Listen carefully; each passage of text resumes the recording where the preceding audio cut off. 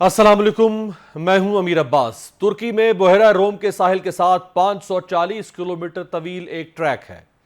इस इलाके को लीशिया कहा जाता है।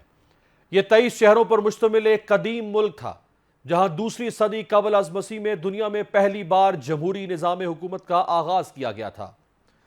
अहम बात यह है कि लीशिया के 23 शहरों के नुमाइंदे दारुल हुकूमत पटारा में एक ऐवान में बैठते और अपनी कौम के अहम तरीन फैसले किया करते थे। इन अवामी नुमाइंदगान को लीशियन लीग कहा जाता था, जिसे हम पार्लियामेंट कह सकते हैं। 2 सदी कबल अज़ मसीह कायम होने वाली लीशियन लीग यानी पार्लियामेंट की कॉम्पोजिशन एंड जमहूरी उसूलों के मुताबिक थी। लीशिया के तमाम शहरों के नुमाइंदों को मुसावी प्लेइंग फील्ड मिलती थी। हर गिरोह के मुंतखब नुमाइंदे अपने शहर के अवाम के बारे में होने वाली हर फैसला साजी में शरीक होते थे। जजेस, गवर्नर्स की तैनाती और टैक्स वसूलियों का फैसला भी मुंतखब लीशियन लीग ही किया करती थी। यही वजह थी कि यह रियासत पुरअमन और खुशहाल थी। लीडिया और रेजिया जैसी ताकतवर रियासतें भी लीशिया को दबा नहीं सकी, लेकिन रोमन एम्पायर के सामने इन्हें हथियार डालना पड़े।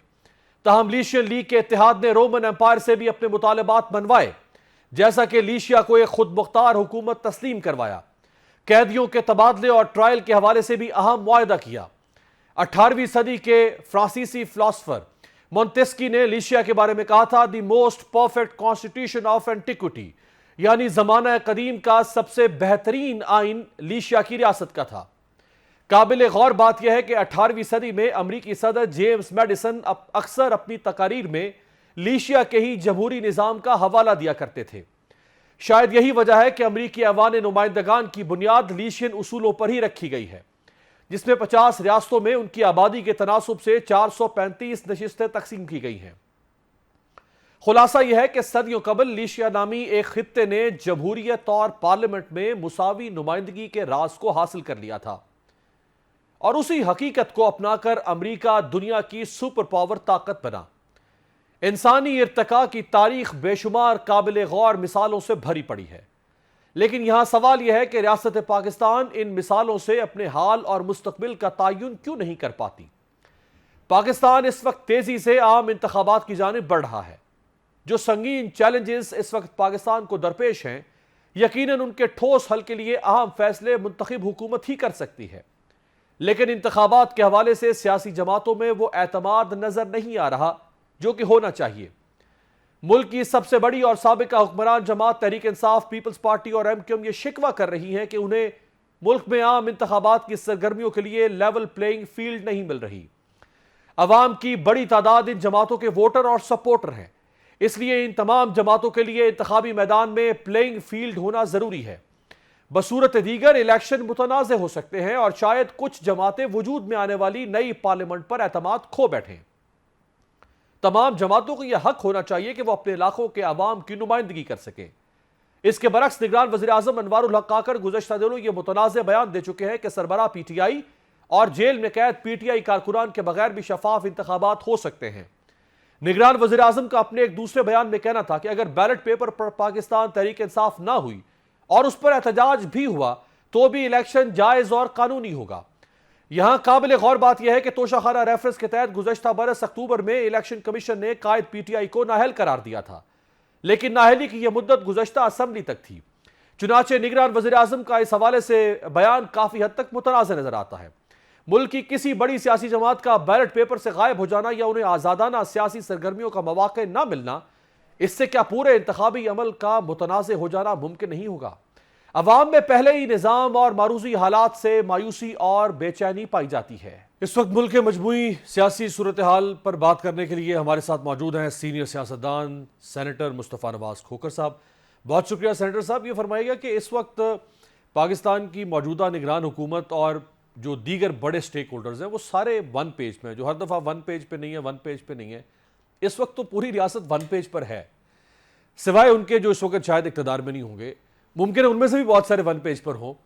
फिर क्यों मायूसी है मुल्क में? फिर फ्यूचर नजर क्यों नहीं आ रहा? फिर क्यों कहा जा रहा है 98% लोग कह रहे हैं इप्सोस के सर्वे में कि हमें नहीं पता कि पाकिस्तान किस डायरेक्शन में जा रहा है? शुक्रिया अमीर भाई। आपने बहुत ही रेलेवेंट और फ्रैंकली बड़ा मुश्किल सवाल किया है। अब इसके जवाब देने के लिए कुछ चीजें जहन में आ रही हैं। इससे पहले भी हुक्मरान वन पेज पर रहे, लेकिन अगर वन पेज पे रहने का मतलब एक एक्सटेंशन ऑफ सिक्योरिटी पॉलिसी है, क्योंकि हमें बुनियादी तौर पे रियासत की हैयत को समझना होगा। पिछले 60-70 सालों से हमारा जो मुल्क है उसका तशख़्ख़ुस और तारुफ दुनिया के सामने एक सिक्योरिटी स्टेट के तौर पे है। हमारे रीजन में दो वॉर्स हुई, पहले यूएसएसआर अफगानिस्तान में आया, फिर यूएस आया, और उनकी वजह से हमारे सिक्योरिटी स्टेट के तासुर को तकवीयत मिली। Easy dollars kept coming in. हमने कभी कोशिश नहीं की कि अपनी मईशत को दुरुस्त कर लें, बस आईएमएफ भी हमारी बात मान जाता था। लेकिन अब जो हालात हमारे सामने है, इसमें मैं ये समझता हूँ कि एक पेज, वो आप एक पेज वाली जो सोच है वो सोच ही रेलिवेंट नहीं रह गई। जो मॉडर्न दुनिया में इस वक्त सक्सेसफुल स्टेट्स की जो स्टोरीज हमारे सामने है, वो नॉन सिक्योरिटी स्टेट्स की हैं, वो डेमोक्रेटिक स्टेट्स की हैं, वो प्रोग्रेसिव स्टेट्स की हैं कि जो अपने अंदर इन्वेस्टमेंट को फरोग देने के लिए ऐसा माहौल क्रिएट करते हैं कि जिसमें रूल ऑफ लॉ हो, इन्वेस्टमेंट्स अपने आप को, बिजनेसमैन अपने आप को महफूज तस्वुर करें, और दुनिया के साथ जो वो रियासतें हैं वो एक पॉजिटिव इंगेजमेंट रखती हैं। हमारा ऐसा कोई सिलसिला नहीं है। तो हम हमें हमें जब हमने जब ये सेमिनार्स का सिलसिला शुरू किया, तो लिटरली अमीर भाई, we would have to reimagine Pakistan. Pakistan can not continue like this.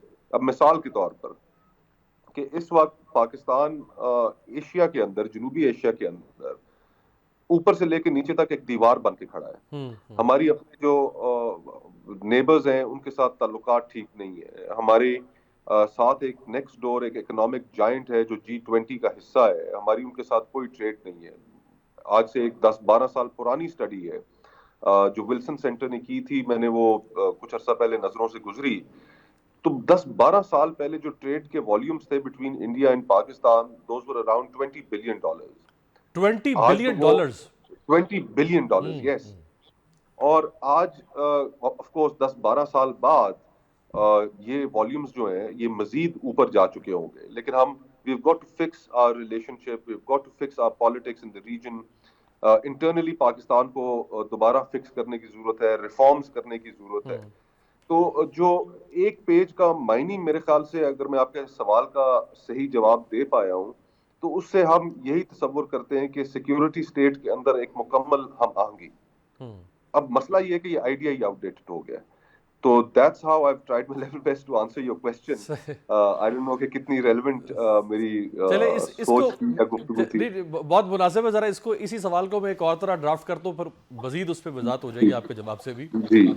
ये फरमाएगा कि इस वक्त उसूली तौर पे सियासत को फेयर होना चाहिए, जुडिशरी को ट्रांसपेरेंट होना चाहिए, मीडिया को ऑब्जेक्टिव होना चाहिए, इदारों को एक दूसरे का एहतराम और एक दूसरे की स्पेस या डिमार्केशन पता होनी चाहिए।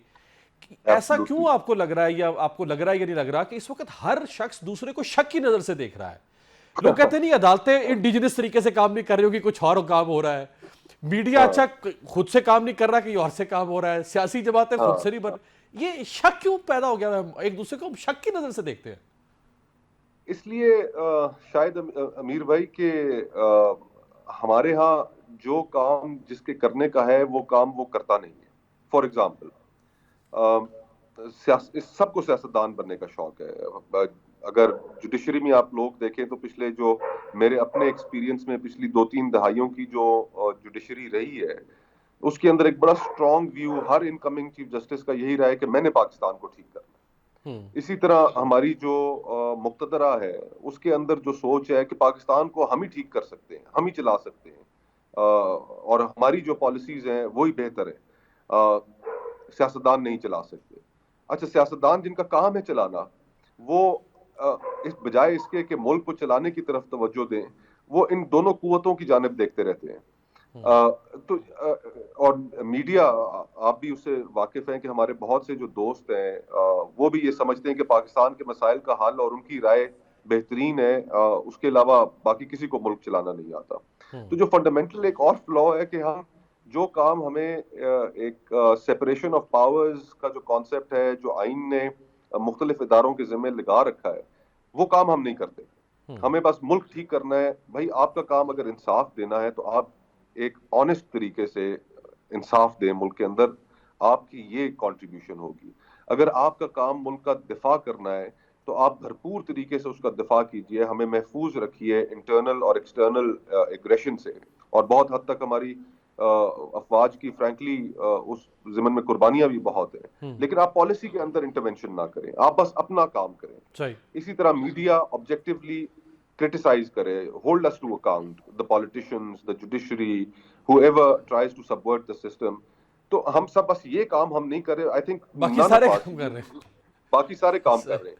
आई थिंक अच्छा, नन अब of us are true to our अब जॉब्स। जो आप काम कर रहे हैं जरा उस पर भी आखिर में बात कर लेते हैं ना कि जी जी जी बिल्कुल। जो जो आपने शुरू किया काम, अगर अब शाहिद खान अब्बासी साहब और मिफ्ता इस्माइल साहब आपके साथ खड़े नहीं होते तो क्या जी आप उन दोनों के साथ खड़े हो जाएंगे, या आप फिर क्योंकि आपकी क्लैरिटी ज्यादा नजर आ रही है, उन दोनों के बातों में अभी भी कुछ ड्यूबियस चीजें नजर आ रही है, वो क्लियर नहीं है, आप क्लियर हैं, तो आप अपने उसी रास्ते पर चलेंगे कि नहीं ठीक है आपने जाना है जो करना है, आप अपनी पार्टी में रहें, फिर मैं तो अपना काम करूंगा। मैं तो अमीर भाई पहले दिन से when I resign from the senate बहुत क्लियर था कि आने वाला election as an independent candidate लड़ूंगा।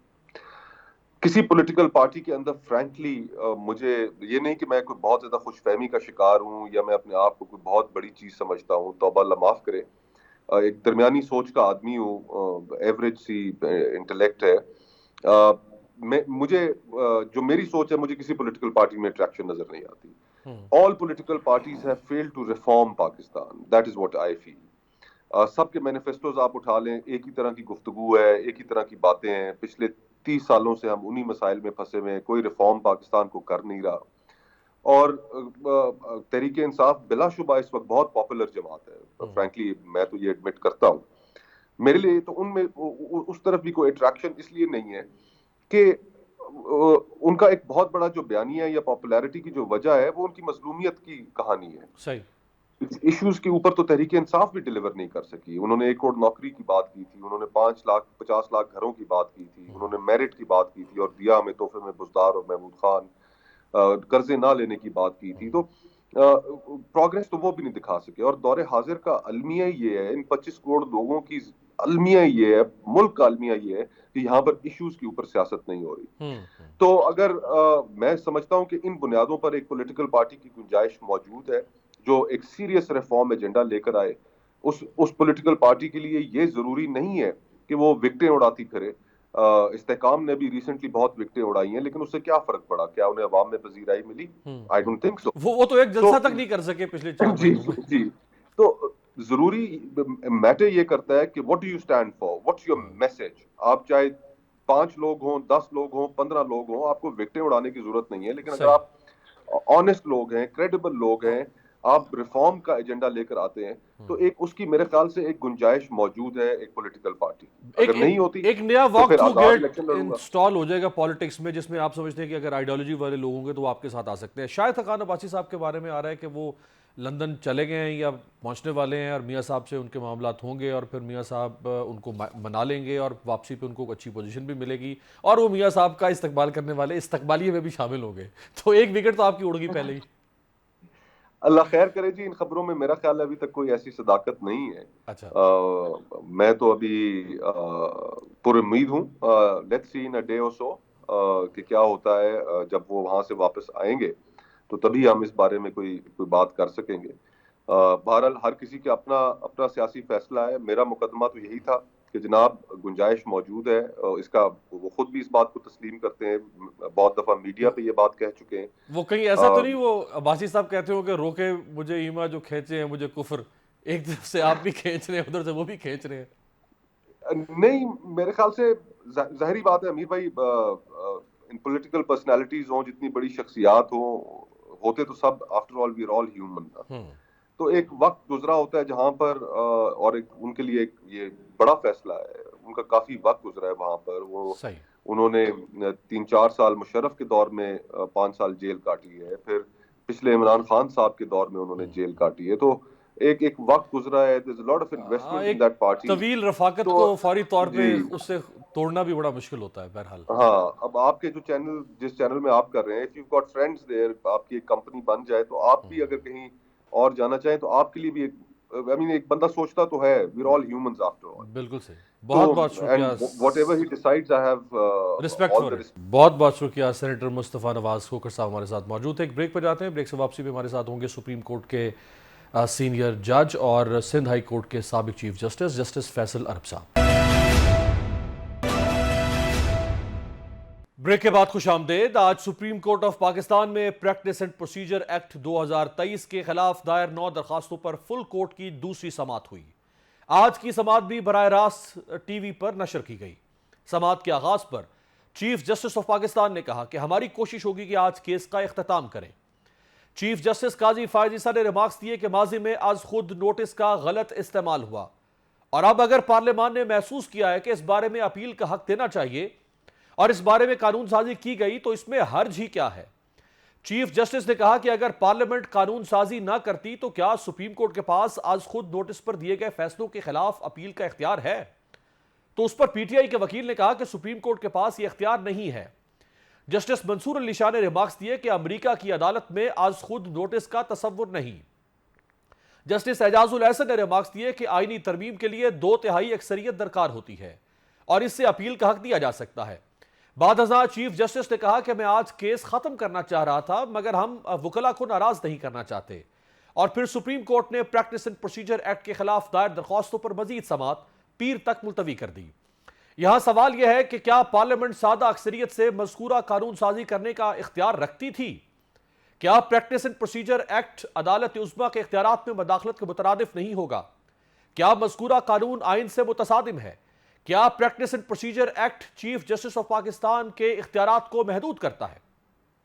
दूसरी जानिब अवामी मुस्लिम लीग के सरबरा शेख रशीद अहमद, पीटीआई के रहनुमा फरूख हबीब, सदाकत अली अब्बासी, उस्मान डार और दीगर कई रहनुमा मुबैना तौर पर लापता हैं। गुज़श्ता रोज लाहौर हाई कोर्ट पिंडी बेंच ने पुलिस को 1 हफ्ते में शेख रशीद को पेश करने का हुक्म दिया था। अदालत ने आरपीओ से सवाल किया कि शेख रशीद और उनके साथ 2 अशखास कहां हैं।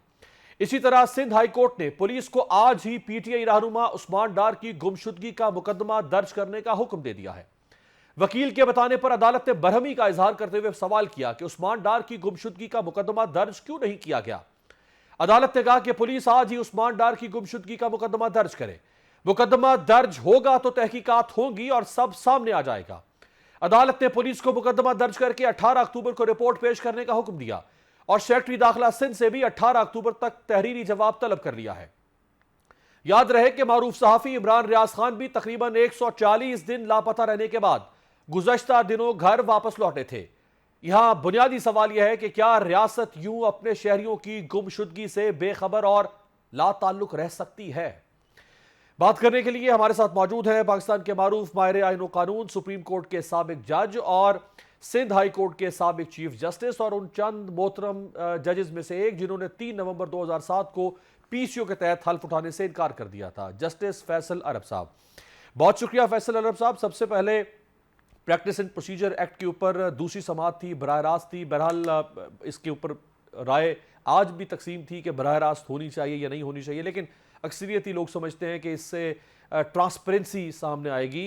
ये जो अहम मुकदमा है जिससे आगाज़ किया चीफ जस्टिस साहब ने बराह रास्त समाअत दिखाने का, इस मुकदमे का मुस्तकबिल आप क्या देख रहे हैं। मुस्तकबिल फैसला तो हमारे चीफ जस्टिस साहब ने पहले दिन से कहा है कि हम इसको डिसाइड करेंगे, तो जो सुप्रीम कोर्ट फाइनली डिसाइड करेगी वही होगा। अगर आप मुझसे इसके बारे में राय लेना चाहते हैं वो एक अलग बात है, फिर मैं आपको वो एक्सप्रेस कर दूं। जी आप ही की राय। जी देखिए, मेरी नज़र में दायरा इख्तियार सुप्रीम कोर्ट का आइन में दिया गया है। आइन में 2 किस्म के दायरा इख्तियार हैं। एक है कि जहाँ पे कोई भी मामला हाई कोर्ट के होते हैं उसकी अपील सुप्रीम कोर्ट में जाती है और मुख्तलिफ़ किस्म के केसेस जब जाते हैं तो सुप्रीम कोर्ट उस पर फैसला देती है। वो अपीलेंट ज्यूरिसडिक्शन है, यानी अपील सुनने का दायरा कार। और एक दायरा कार है कि जहाँ केस ही दाखिल सुप्रीम कोर्ट में होगा और सुप्रीम कोर्ट डिसाइड करेगी। अब आर्टिकल 184 है जिसका हेडिंग ही यही है, ओरिजिनल ज्यूरिसडिक्शन, यानी उसमें उसकी लिमिट दी गई है कि वो जब दो हुकूमतों के बारे में कोई तनाज़ा हो, पंजाब का फेडरेशन से या पंजाब का सिंध से या सिंध का बलूचिस्तान से, तो उसका दायरा का जो दायरा कार सुप्रीम कोर्ट का है, सिर्फ रह जाता है फैसला करने में और किसी अदालत को नहीं लगाना। दूसरा है आर्टिकल 184(3) जिसमें पब्लिक के इम्पोर्टेंस का कोई केस हो, जैसे सुओ मोटो जिससे वो लिए जाती हैं, वो इख्तियार है, वो ओरिजिनल केस है, यानी कि डायरेक्टली सुप्रीम कोर्ट के पास जाएगा और सुप्रीम कोर्ट डिसाइड करेगी। अब जो डायरेक्ट जुरिस्डिक्शन है उसकी कोई अपील नहीं दी गई है। अपीलेट जुरिस्डिक्शन 185 क्लियर है। जब अपील, अब जब 185 लिखा जा रहा था आइन में तो 184 लिखा जा चुका था। उनको पता था कि ये दो इख्तियारात में है, इसमें अपील नहीं देनी, तो इसीलिए उन्होंने अपील नहीं दी। और अगर आप फिर कहेंगे कि इसमें अपील होनी चाहिए तो फिर आईनी दायरा कार जो आइन ने मुकर्रर किया है उसको फिर बढ़ाने का इख्तियार सिर्फ आइन के अमेंडमेंट से होता है। आइन के अमेंडमेंट नहीं है, दायरा कार सुप्रीम कोर्ट का बढ़ाया जा रहा है। उनको उन चीज़ों में भी अपील दी जा रही है इस कानून के तहत जिसके तहत सिर्फ उसको आइन ने नहीं दिया। तो अब आप ऐसा हम कैसे कर सकते हैं? अब ये जो प्रैक्टिस एंड प्रोसीजर का जो एक्ट है, इसमें एक बात आप कह सकते हैं कि जी बेंचेस बना दिए जाएं। कौन बनाएगा? चीफ जस्टिस ने सीनियर 2 जजेस करके, बिल्कुल ठीक है। अगर ये बेंचेस ही बनाने का काम है ना, इसमें जुरिस्डिक्शन तो नहीं कन्फर हो रही, बेंचेस बनाई जाए, 1 जज नहीं 3 जज, या सुओ मोटो लेने के लिए भी सीनियर 5 जजेस या 4 जजेस बैठ के डिसाइड करें, ये भी ठीक है। लेकिन उसकी आड़ में अपील प्रोवाइड करना जी प्रैक्टिस एंड प्रोसीजर में, इसका मतलब है कि आपने एक आम कानून साजी से आइन के आर्टिकल 184 की हुदूद को एक्सपैंड कर दिया। जस्टिस साहब, ये फरमाएगा कि जिन दरख्वास्तों में प्रैक्टिस एंड प्रोसीजर एक्ट 2023 की मुखालफत की गई है उसमें बार बार ये प्ली ली जा रही है कि ये एक्ट, जो मज़कूरा एक्ट है, ये इंडिपेंडेंस ऑफ जुडिशरी के खिलाफ है। दूसरी तरफ वो ये भी दलील पेश कर रहे हैं अदालत के अंदर कि अगर आईनी तरमीम के साथ हो जाए तो ठीक है। तो ये तो डायकॉटमी नहीं है आर्गुमेंट में कि अगर इंडिपेंडेंस ऑफ जुडिशरी के खिलाफ है ये, तो फिर तो ये आईनी तरमीम से भी नहीं किया जा सकता। नहीं, मैं इंडिपेंडेंस ऑफ जुडिशरी को आप देखें, इसमें 2 चीज़ें हैं। अब आर्टिकल जो सेक्शन 5 है प्रैक्टिस एंड प्रोसीजर 2023 का, उसके 2 पार्ट हैं।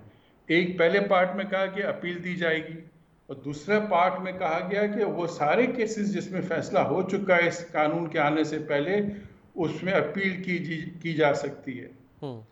तो अपील का इख्तियार, जब एक ओरिजिनल जुरिस्डिक्शन जब था ना, जब फाइनल हो जाता था सुप्रीम कोर्ट से, तो उसमें राइट किसी के आपके फेवर में आ जाए, आपका मेरे खिलाफ सरकार का किसी की मामले में इन्वॉल्वमेंट हो, फैसला आ गया, अब वो राइट ख़त्म हो गए।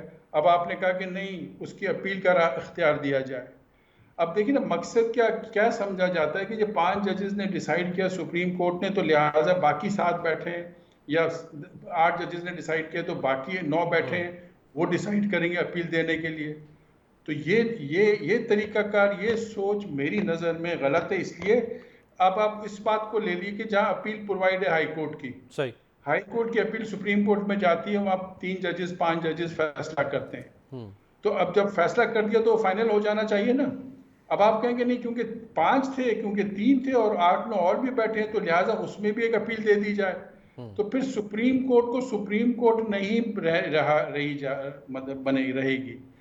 एक सुप्रीम कोर्ट का मकसद है कि यहाँ फैसले फाइनली डिसाइड होंगे।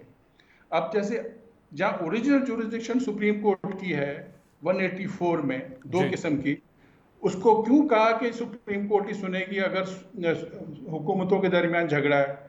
अगर अपील देनी है तो फिर हाई कोर्ट काफ़ी नहीं थी, फंक्शन नहीं कर रही। कहते कि 2 हुकूमतों का झगड़ा है, हाई कोर्ट में जाएगा, उसकी अपील सुप्रीम कोर्ट में जाएगी। लेकिन ये कहना कि जहाँ आइन ने खुद कहा कि नहीं, ओरिजिनल जुरिस्डिक्शन इन मामलात में सुप्रीम कोर्ट की है, उसमें अपील देना, तो हम आइन के अमेंडमेंट के खिलाफ नहीं कर सकते। सही। तो आप इंडिपेंडेंस ऑफ जुडिशरी को एक तरफ रखें, कानूनी तौर पे इसको चीज़ को जब देखा जा रहा है कि अपील का इख्तियार जहां आइन ने खुद नहीं दिया है और जहां दिया है वहीं अपील बनती है। जब सर्विस ट्राइब्यूनल है, राइट। सर्विस ट्राइब्यूनल के केसेस डायरेक्टली सुप्रीम कोर्ट में अपील जाती है ना। जी बिल्कुल। अब आप फिर प्रैक्टिस एंड प्रोसीजर में आप कह दें कि नहीं जी वे हाई कोर्ट में पहले जाएंगे फिर सुप्रीम कोर्ट जाएंगे, सही। तो कल ये भी बना दें तो फिर आइन के 212 आर्टिकल की फिर खिलाफ वर्जी नहीं होगी। जो चीज आइन ने दायरा कार मुकर्रर किया ना, वो दायरा कार को फैलाने के लिए, बड़ा करने के किसी लिए आईनी तरमीम की जरूरत है, आपका ये आईनी कहना है। तरमीम की जरूरत बिल्कुल है, ठीक है। आम लेजिस्लेशन से नहीं हो सकती। मैं आखिर में आपसे दूसरे टॉपिक पे भी सवाल करना चाहूंगा कि एक सियासी जमात से वाबस्ता शख्सियात अचानक गायब हो जाती हैं, कहीं उन्हें प्रोड्यूस नहीं किया जाता, उनका कहीं रिमांड फिजिकल नहीं लिया जाता, किसी कॉम्पिटेंट अथॉरिटी के सामने नहीं रखा जाता, कई के दिन तक वो लापता रहती हैं, अदालतों का प्रेशर आ रहा है फिर भी उनको सामने नहीं लाया जा रहा। क्या ये हफ्से पे जाके ज़ुमरे में आता है? कैसे एक सिविलाइज्ड रियासत में जो कि सिग्नेटरी है आलमी कन्वेंशंस की कि ऐसे लोगों को नहीं लोग लापता या गायब नहीं हो सकते, इसके ऊपर सुपीरियर जुडिशरी की खामोशी क्या मानी खेज है? क्यों खामोशी है? नहीं वो कर रही है। आपने खुद ही बताया कि हाई कोर्ट से ऑर्डर पास हुआ है कि लाया जाए, उनको प्रोड्यूस किया जाए। अभी पेशावर हाई कोर्ट ने भी फैसला किए हैं कि भाई इसको हम आज़ाद कर देते हैं। अब आप उसको फिर भी नहीं आप छोड़ेंगे तो ये तो हमसे जायज़ होगा, ये गैर कानूनी होगा। असल में हम जो कारिंदे हैं ना किसी भी डिपार्टमेंट के जो डायरेक्टली ये काम करते हैं, उनके खिलाफ फिर बाद में हम फॉलो नहीं करते उनको सज़ा देने के लिए। हमारे पास वक्त कोई छूट के आ गया, गलत कैद में था, हब्से बेजा में था, उसके बाद कुछ नहीं किया जाता। तो ये प्रोसिक्यूशन तो रियासत को करनी चाहिए ना। रियासत का एक शहरी अगर उसकी अबडक्शन हो रही है तो रियासत को प्रोसीड करना चाहिए ना वो केस। अब रियासत खामोश रहे तो हम क्या करें? रियासत खामोश रहे और फिर उसका जिसका आदमी, जिसके बाप, जिसका भाई गायब होता है तो उनके ही लोग जाते हैं हाई कोर्ट में धक्के खाते हैं। फिर वो तो ये जस्टिस साहब वो तो ये गरीबत समझते हैं कि हमारा प्यारा वापस आ गया है, अब हम जिसने उठाया था ये पकड़ा था हम उसके खिलाफ मजीद बात को छोड़ दें। इतनी गरीबत है कि वापस आ गया। अब ये भी है ना कि क्या प्रेशर अप्लाई किए जाते हैं कि वो बंदा वापस आ जाता है तो वो कहते हैं भाई छोड़ें जी, हम अभी ज़्यादा नहीं पढ़ते इन मामलात में, हमारा बच्चा वापस आ गया। माँ बाप बुज़ुर्ग होते हैं जिनके जवान बच्चे चले जाते हैं तो फिर वो ये कहते हैं कि हमें इन झमेले में नहीं पड़ना।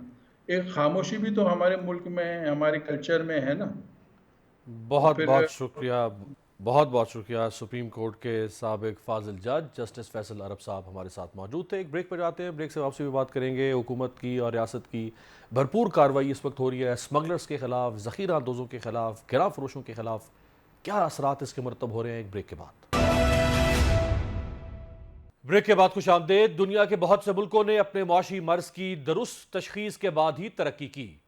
मिसाल के तौर पर जब चीन, सिंगापुर और हांगकांग की मईशतें आखिरी सांसें ले रही थीं तो उन मुल्कों के अहले फिक्र ने तशखीस किया कि मुआशी बीमारी की जड़ करप्शन का कैंसर है। फिर उन मुल्कों के अरबाब इख्तियार ने बिलाग एहतसाब से करप्शन के कैंसर का खात्मा किया और तरक्की याफ्ता बन गए। पाकिस्तान में गुज़श्ता कई दिहाइयों से यह तवातुर से कहा जाता है कि खजाना खाली है, मईशत नाजुक मोड़ पर पहुंच चुकी है, बैरूनी कर्ज नागुज़ीर है, वगैरह वगैरह। लेकिन अब तक किसी ने भी पाकिस्तानी मईशत की असल बीमारी की तशखीस और इलाज करने की कोशिश नहीं की। उसका नतीजा यह हुआ कि आज मुल्क का मुतवस्सित तबका भी तेजी से गरीब हो रहा है। रियासत पाकिस्तान अपने अवाम को रोजगार, तालीम, इलाज, खुराक और बावकार जिंदगी देने में नाकाम नजर आती है। साफ जाहिर है कि पाकिस्तानी मईशत की खामियां दूर करने में अब तक हर हुकूमत ने समझौता किए रखा। तहम अब ऐसा लग रहा है कि मुल्क के फैसला साजों को पाकिस्तानी मईशत के असल मर्ज का इदराक हो गया है और उसका इलाज भी शुरू हो चुका है। Army chief general Asim Munir के कुछ फैसले पाकिस्तानी मईशत की काया पलट सकते हैं। स्मगलर्स और जखीरा अंदोजों पर शिकंजा कसते ही डॉलर आसमान से जमीन पर धड़ाम से आ गिरा है। चीनी और गंदम की कीमतों में भी वाज़ेह कमी और इस्तेहकाम नजर आ रहा है। निगरान वज़ीर दाखिला सरफराज बुगटी ने एक प्रेस कॉन्फ्रेंस के दौरान बताया कि अफगान ट्रेड के नाम पर ट्रेड कम और स्मगलिंग ज्यादा थी, जिससे मुल्क की मईशत को नुकसान पहुंच रहा था। अब आर्मी चीफ ने वाज़ेह तौर पर कह दिया है कि अगर इस जुर्म में फौज के लोग भी मुलव्विस हुए तो उनका कोर्ट मार्शल किया जाएगा। गुज़श्ता दिनों अफगान ट्रांजिट ट्रेड की आड़ में 3/4 सामान कस्टम ड्यूटी से बचने का इंकशाफ हुआ था। अफगानिस्तान की गैर कानूनी तजारत से पाकिस्तान को सालाना $3 अरब का नुकसान उठाना पड़ रहा है। इसी तरह एक रिपोर्ट के मुताबिक सिर्फ गाड़ियों के पुर्जाजात, टायर्स, चाय, सिगरेट, मोबाइल फोन्स और चंद दीगर अशिया की स्मगलिंग से पाकिस्तान को सालाना $2 अरब 63 करोड़ का नुकसान होता है। एक और रिपोर्ट के मुताबिक ईरान से पाकिस्तान को सालाना 2 अरब 81 करोड़ लीटर पेट्रोल स्मगल होकर पहुंचता है, जिससे कौमी खजाने को सालाना 60 अरब रुपए से ज्यादा का नुकसान होता है। जबकि ईरानी तेल की स्मगलिंग से होने वाली आमदनी दहशतगर्द इस्तेमाल करते हैं। तशवीशनाक बात यह है कि ईरानी तेल की स्मगलिंग में 90 सरकारी हुकाम और 29 सियासतदान भी मुलव्विस हैं। जरा तसव्वुर करें कि स्मगलिंग और जखीरा अंदोजी का यह मकरू धंधा न जाने कितने अरसे से चल रहा है और इससे पाकिस्तान को अब तक कितने अरबों डॉलर्स का नुकसान हो चुका होगा। यह बिल्कुल वाज़ेह है कि करप्शन और स्मगलिंग के मगरमच्छों का गठजोड़ पाकिस्तानी मईशत और अवाम का गला घूंट रहा है। हालात से मायूस लोग महंगाई और बिजली के भारी बिलों की वजह से खुदकुशियों पर मजबूर हैं। लेकिन अब army chief general Asim Munir की भरपूर हिमायत और दिलचस्पी से मुआशी जराइम में मुलव्विस अफराद और गिरोहों के खिलाफ भरपूर कार्रवाई शुरू हो चुकी है। आज निगरां वज़ीर आज़म की ज़ेर सदारत एपेक्स कमेटी का इजलास होता है, जिसमें आर्मी चीफ, सिविल और उसकी क़यादत शिरकत करते हैं। इस अहम इजलास में भी स्मगलिंग की रोकथाम का मामला ज़ेर गौर आता है। आर्मी चीफ का पाकिस्तान को दीमक की तरह चाटने वाले ताकतवरों के खिलाफ बिला तफरीक एहतसाब की हिमायत का फैसला होता है और इस मुल्क के करोड़ों अवाम की तकदीर बदल सकती है। आपसे मुलाकात होगी कल। देखते रहिएगा जमहूरियत।